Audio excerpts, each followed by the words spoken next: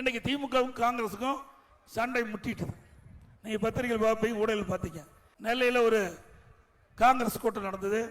அந்த காங்கிரஸ் கூட்டத்தில் ஒரு காங்கிரஸ் நம்முடைய தமிழ்நாட்டுடைய மேலிட பொறுப்பாளர் கிறிஸ் சோடங்கர் அவர் பேசுறாரு. இன்றைக்கு அடுத்த ஆண்டு நடைபெற்ற சட்டமன்ற பொது தேர்தலில் பாதிக்கு பாதி சீட்டு எங்களுக்கு வேணுங்கிறார். மொத்தம் 214 சீட் இருக்குது, அதுல காங்கிரசுக்கு 117 இடம் வேணும்னு அவர் பேசுறார்.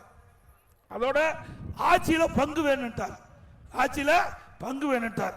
இன்றைய தினம் காங்கிரஸ் கட்சியினுடைய சட்டமன்ற தலைவர் ராஜேஷ்குமார் எம்எல்ஏ அவர் பேசினார். தவறு இல்ல, அடுத்த ஆண்டு நடைபெற்ற சட்டமன்ற பொது தேர்தலில் திமுக வெற்றி பெறாது, அப்படி வெற்றி பெற்றா எங்கள் எல்லாம் ஆட்சியில பங்கு வேணும் காங்கிரஸ் கட்சியினுடைய சட்டமன்ற தலைவர் எம்எல்ஏ பேசியிருக்கார். ஆக அங்க கூட்டணிக்குள்ள விரிசல் ஏற்பட்டு விட்டது. ஆக ஆட்சியில பங்கு வேண்டும் என்று கோஷம் எழுப்பப்பட்டு விட்டது. திமுக கூடாரம் காலியாக போகுது. ஏன்னா எத்தனை நாளைக்கு வீல கொள்ளையடிச்சிட்டு இருப்பாங்க, அவரு வேடிக்கை பார்த்து பார்த்து சலிச்சு போச்சு பாவம்.